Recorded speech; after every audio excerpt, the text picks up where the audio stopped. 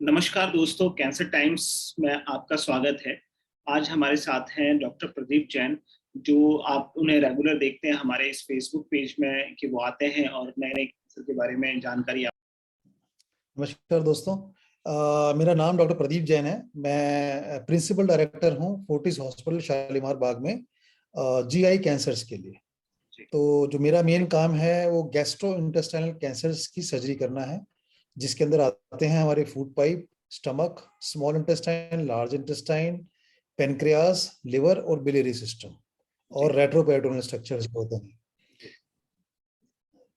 अच्छा सर, आज जैसा कि आपको पता ही होगा कि आज हमारा टॉपिक क्या है। आज हम एक अलग कैंसर पे बात कर रहे हैं। जैसे लोगों को पता है कि स्टोमक कैंसर होता है, ब्रेस्ट कैंसर होता है, मतलब पेनक्रियास कैंसर होता है। ये सबको पता रहता है कि कई तरह के कैंसर होते हैं, लेकिन AYA कैंसर, सर ये क्या है? देखिए, AYA कैंसर्स की जो फुल फॉर्म है वो है एडोलेसेंट एंड यंग अडल्ट्स के बीच में जो कैंसर्स, जो इस एज में जो इम्पैक्ट करते हैं कैंसर्स, उनके बारे में बात है। तो AYA means adolescent and young adults, जिसका मतलब है 15 से लेके 39 साल तक की उम्र के लोगों का कैंसर। तो ये जो कैंसर्स हैं इनकी अपनी कुछ पिक्यूलियरिटीज होती हैं, जैसे कि हर एज ग्रुप में अपने कुछ कुछ खास चीजें होती हैं जो उस पर्टिकुलर एज में होते हैं। जैसे ये कैंसर्स जो अर्ली एज ग्रुप जैसे पीडियाट्रिक एज ग्रुप के कैंसर्स होते हैं या ओल्डर एज ग्रुप के कैंसर्स होते हैं, उनसे थोड़े अलग होते हैं। इनकी अपनी कुछ खास विशेषताएं होती हैं जिनको इनको अलग तरीके से हमें डिस्कस करना पड़ता है, क्योंकि काफी सारी प्रॉब्लम्स होती हैं इस एज ग्रुप के लोगों की, जिनको अलग ढंग से हम टैकल करते हैं। पूरे ट्रीटमेंट के साथ साथ इनकी जो जरूरतें हैं, खास जरूरतें हैं इस एज ग्रुप की, उनको ध्यान में रखते हुए हम इन कैंसर्स का ट्रीटमेंट करते हैं सो दैट उनका बेटर रिजल्ट आए। अच्छा सर, AYA कैंसर जैसे आपने बताया कि इतने एज ग्रुप वालों को होता है, 14 to 39। तो सर मैं एक चीज इसमें ये पूछना चाह रहा था कि इसमें कौन से कैंसर्स होते हैं? देखिए, इसमें ऑलमोस्ट हर तरह का कैंसर होता है, पर सबसे ज्यादा जो इम्पोर्टेंट कैंसर, सबसे ज्यादा जो कॉमन कैंसर्स हैं इस एज ग्रुप के अंदर, वो है हमारे ब्रेस्ट कैंसर्स, टेस्टिकुलर कैंसर्स, जो नर्वस सिस्टम के कैंसर्स होते हैं, ल्यूकीमिया है या सार्कोमास है, या कोलोरेक्टल कैंसर्स है, मतलब कि बड़ी आंत, और बड़ी आंत जैसे हो गया, रेक्टम हो गया, इनके जी। कैंसर्स, जी। ये सारे कैंसर्स ज्यादा कॉमन है। जी। हालांकि हर तरह का कैंसर देखा जा सकता है, पर जी। ये सबसे ज्यादा कॉमन है। अच्छा सर, जैसे ये कैंसर के बारे में हम बात कर रहे हैं, तो इस एज ग्रुप में हमने देखा है कि ज्यादातर जो कैंसर होते हैं वो जब 60 से अबव लोग जाते हैं तब कैंसर होते हैं। लेकिन ये 14 से 39 एज ग्रुप में कैंसर होना, उसके कारण क्या है? देखिए, ऐसा है कि जैसे आजकल जो हमारी प्रैक्टिस है, मैं अगर कहूँ कि आज से 20 साल पहले जो हमारी प्रैक्टिस होती थी, कैंसर के पेशेंट जो आते थे, और अब में बड़ा डिफरेंस आ गया है। हम जो यंगर एज ग्रुप में काफी कॉमनली देखने लगे हैं, और ये जी। बड़ी दुख की बात है कि इन लोगों के अंदर ये कैंसर्स बढ़ते जा रहे हैं। और जो ऐसे कोई एग्जैक्ट एक हमें एक कारण नहीं बता सकते हैं कि जिसकी वजह से इनमें कैंसर ज्यादा बढ़ते हैं, परंतु कई सारे कारण कहा जा सकते हैं, जैसे कि too much exposure to the radiations, टू जी। Much exposure to the pesticides, pollutions, जो लाइफस्टाइल है, जो जी। स्ट्रेस है, जी। और जो प्रीवियस जनरेशन से जो हमारे कैंसर्स आते हैं, जैसे कि जो हेरिडिटरी कैंसर्स होते हैं, जी। इनकी वजह से कैंसर्स की जो इनकी संख्या है, कैंसर का जो इंसिडेंस है इस एज ग्रुप में बढ़ता जा रहा है। और इसके साथ साथ एक चीज और भी इम्पोर्टेंट है कि इस एज ग्रुप के अंदर हमारा, जैसे पहले इन्वेस्टिगेशंस मोडालिटी इतनी इजीली अवेलेबल नहीं होती थी, जी। परंतु अब ये इन्वेस्टिगेशन मोडालिटीज इतनी इजीली अवेलेबल हो गए हैं, लोग अवेयर हो गए हैं, जल्दी टेस्ट कराते हैं, तो इस एज में आप कैंसर्स जल्दी पकड़ भी लेते हैं। तो इसकी वजह से इनका ओवरऑल इंसिडेंस बढ़ता जा रहा है। तो सर, मैं ये पूछना चाह रहा था आपसे कि ना, जैसे लोग जानना चाहते हैं कि आखिर ये कैंसर, आपने बताया कि इन इन कारणों से होने के चांसेस होते हैं, लेकिन प्रिकॉशन क्या करें? मान लीजिए आज तो आप यदि देखेंगे तो हर जगह ये प्रॉब्लम्स हैं, जितनी चीजें आपने बताई, पॉल्यूशन, रेडिएशन और बाकी खाने के चीजों में ये पदार्थ मिला हुआ रहता है, फर्टिलाइजर। और क्योंकि ऑर्गेनिक के ऊपर बहुत कम लोग ऑर्गेनिक प्रोडक्ट यूज कर पाते हैं, तो आखिर इससे बचा कैसे जाए? ये जो यंग जनरेशन है कैसे बचेगी इन सब चीजों से? ये दो एस्पेक्ट्स आते हैं राकेश इसमें। एक तो ये है कि इनसे बचा कैसे जाए, ये कैंसर होने से प्रिवेंट किया जाए। जी। दूसरा है कि इन कैंसर्स को जितनी जल्दी पकड़ा जाए। जी। दो हैं इसके अंदर चीजें। एक तो जिसमें बचा जाएगा, मतलब ये है कि आप अपने आप को जो लाइफ स्टाइल, जो हमारे हाथ में, कुछ तो ऐसे फैक्टर्स होते हैं जो आप मॉडिफाई कर ही नहीं सकते हैं, जी कुछ ऐसे फैक्टर्स हैं जो मॉडिफाई कर सकते हैं। मॉडिफाई का मतलब जो अपना रहन सहन है खास तौर से, जी जैसे जो हमारा सब्सटेंस अब्यूज है, अल्कोहल है, जी स्मोकिंग है, जी इसको बिल्कुल अवॉइड करें। मोटापा ना होने दें, एक्सरसाइज करें, क्योंकि मोटापा भी अपने एक कारण होता है कैंसर बनाने का। जी दूसरा होता है कि जो हमारा खाना पीना, जो स्ट्रेस कम करना, जी लो कोलेस्ट्रॉल, जो हमारा कार्बोहाइड्रेट का इंटेक कम करना, प्रोटीन का ज्यादा करना, और जो बहुत फास्ट फूड्स होते हैं या फिर जो मैदा वाली चीजें होती हैं उनको अवॉइड करना, फाइबर्स को ज्यादा लेना, ये सब चीजें करने से, और स्ट्रेस को कम से कम रखना, इन चीजों के द्वारा हम कुछ हद तक इनकी जो इंसिडेंस है वो कम कर सकते हैं। लेकिन अगर हम ये कहें कि इनकी वजह से ऑल टुगेदर खत्म हो जाएगा कैंसर, ऐसा नहीं, पॉसिबल नहीं है, क्योंकि इसके और बहुत सारे कारण हैं, पर ये चीजें हम एटलीस्ट मॉडिफाई कर सकते हैं। सर, इसके सिम्टम्स जो है, जैसे यंग जनरेशन किस चीज को ध्यान रखे, जैसे मान लीजिए सिम्टम्स सिम्टम्स क्या होंगे इनके? सबसे पहले तो ये है कि अवेयरनेस होना बहुत जरूरी है कि कैंसर, अब ये नहीं कह सकते हैं कि सिर्फ बड़ी उम्र की बीमारी के लोगों का है, कैंसर छोटी उम्र में भी हो सकता है, तो एक अवेयरनेस ये रखना बहुत जरूरी है। तो सिम्टम्स जो होते हैं वो हमारे डिपेंड करते हैं कि कौन से टाइप का कैंसर हमारे में हो रहा है। तो इसके अंदर ये है कि कोई भी सिम्टम्स लंबे टाइम तक इग्नोर ना करें। कोई भी चीज है जो कि इनिशियली, तो कोई भी आदमी जब किसी को अगर कैंसर होता है या कोई भी बीमारी होती है, सिम्टम्स आते हैं, तो इनिशियली तो वो जनरल प्रैक्टिशनर्स के पास या फिर फिजिशियंस के पास जाके अपना इलाज कराते हैं। परंतु इसमें ध्यान रखने वाली बात यह है कि उनके पास डेफिनेटली जाके इलाज कराएं, पर किसी भी सिम्टम को लंबे टाइम तक इग्नोर ना करें। अगर बहुत लंबे टाइम तक इग्नोर हो रहा है, आपका जो वजन किसी विदाउट एनी एक्सप्लेनेशन के घटता जा रहा है, जी कोई और, जैसे आपको ब्लड में खून आ रहा है, जॉन्डिस हो रहा है, पेट में लगातार दर्द बना हुआ है, और आपको सडनली कोई ऑनसेट ऑफ डायबिटीज हो गई है अर्ली एज के अंदर, या इस तरह के और बहुत सारे सिम्टम्स हैं, क्योंकि लंबे टाइम तक इग्नोर ना करें। अगर आपको 1 या 2 हफ्ते में या 3 हफ्ते में ठीक नहीं हो रहा है, तो फटाफट आप अपने स्पेशलिस्ट से कंसल्ट करें। अच्छा सर, ये ओल्ड एज का जो कैंसर होता है और ये जो आप बता रहे हैं ये कैंसर, उन दोनों में डिफरेंट क्या है, फर्क क्या है? देखिए, डिफरेंट ये है कि ओल्ड एज में एक तो हमारे को एक्सपेक्टेशन होती है कि ओल्ड एज के आदमी को कैंसर हो सकता है, तो यूजुअली जो ओल्डर एज के जो कैंसर्स होते हैं वो जल्दी पकड़े जाते हैं।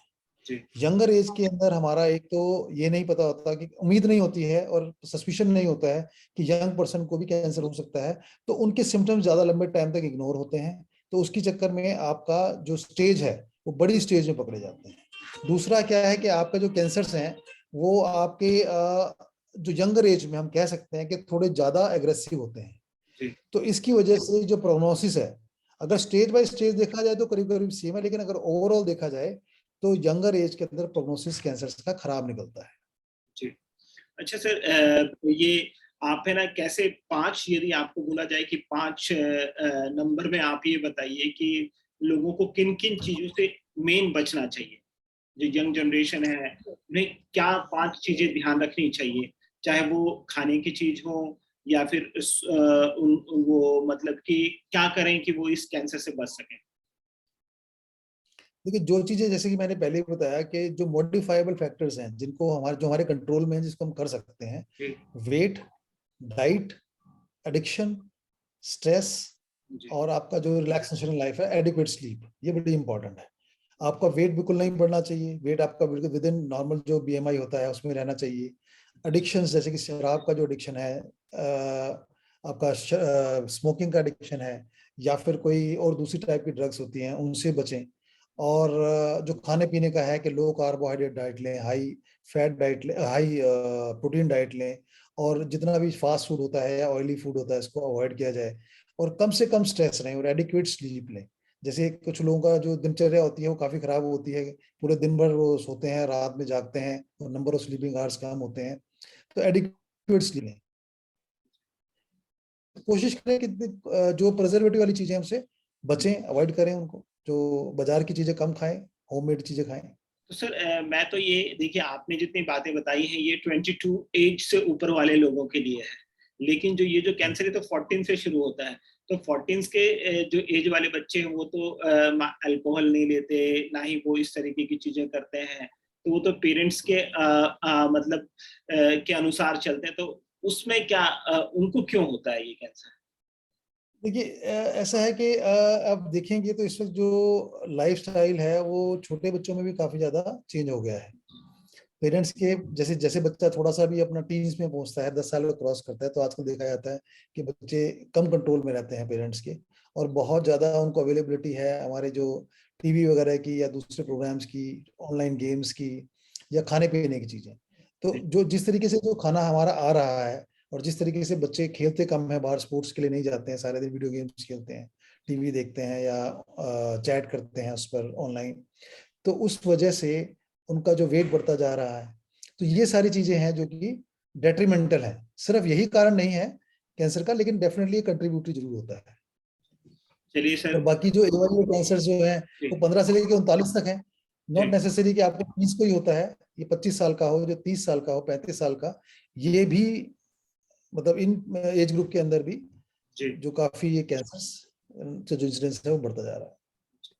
सर, मुझे लगता है कि काफी अच्छी जानकारी दी आपने यंग जनरेशन के लिए, और वो शायद इस वीडियो को देखेंगे तो शेयर भी करेंगे। इसमें और हाँ सर, बोलिए, कुछ बोल रहे थे आप। और आपको इसमें ये भी बताना चाहूंगा कि इस जो एज ग्रुप की जो पिक्यूलरिटीज क्या होती हैं, जी जो कैंसर्स की, जी सबसे इम्पोर्टेंट चीज होता है कि ये जो पेशेंट्स हैं, जी इन पेशेंट्स को या तो ये स्कूल गोइंग है, या जी स्कूल जस्ट पास्ड आउट है, जी शादी करने वाले हैं, या जो यंग इनके बहुत छोटे बच्चे हैं, या जी अपनी जो कैरियर ग्राफ के अंदर ग्रो कर रहे हैं, जी अभी तक पूरी तरह फाइनल डेस्टिनेशन पे नहीं पहुंचे हैं।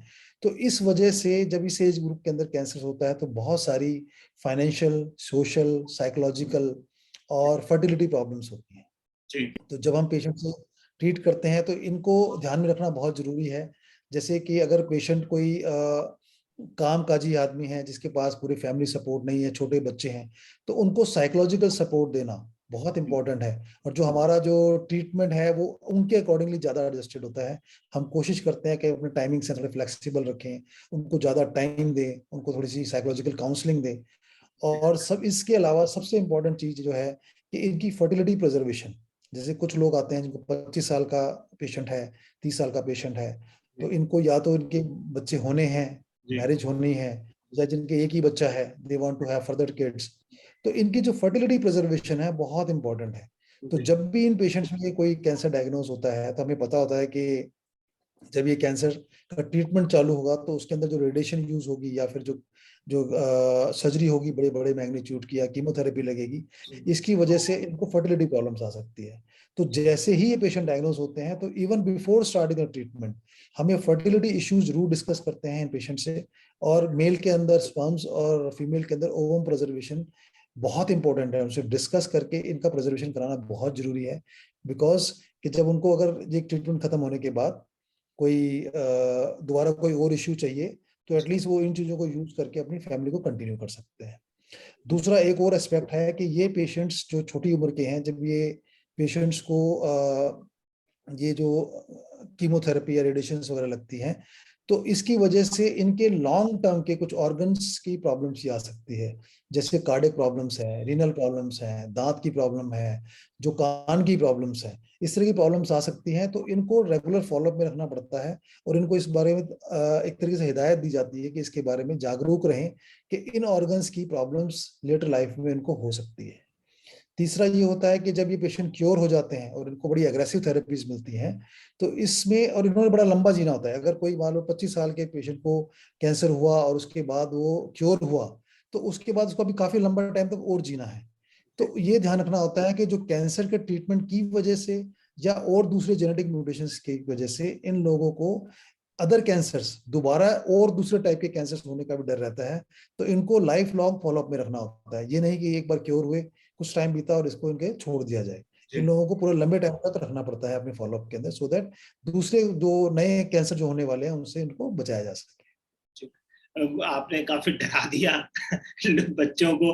ये जो इस एज ग्रुप के जो लोग हैं, आपने इतनी सारी जानकारी और इतना सारा बता दिया कि लोग है ना, मेरे ख्याल से एक्सरसाइज करेंगे और अपनी डाइट पे ध्यान देंगे, और यदि उन्हें कोई भी प्रॉब्लम आती है तो वो उसका जाके चेकअप कराएंगे।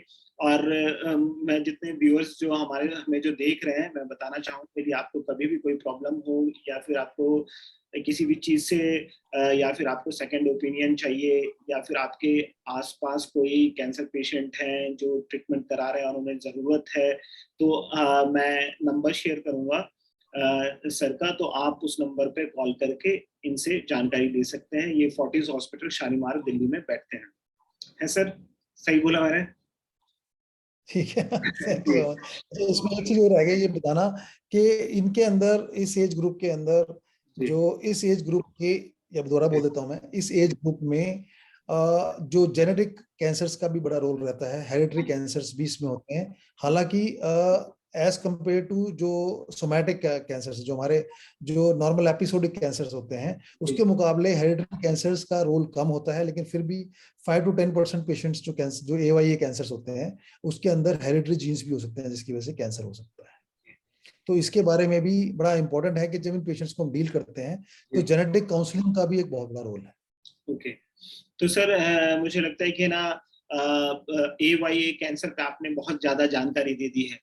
तो अब मुझे लगता है कि व्यूअर्स जो हैं वो इस वीडियो को देखें और शेयर करें और अपने ग्रुप्स में भेजें कि ये जो कैंसर, जो AYA कैंसर जो है 14 साल से 39 ईयर्स के बीच के लोगों को होता है, वो सब सतर्क हो जाएं और इस वीडियो को देख के अच्छे तरीके से वो सोचें कि एक्चुअल में उन्हें आगे क्या करना है सर?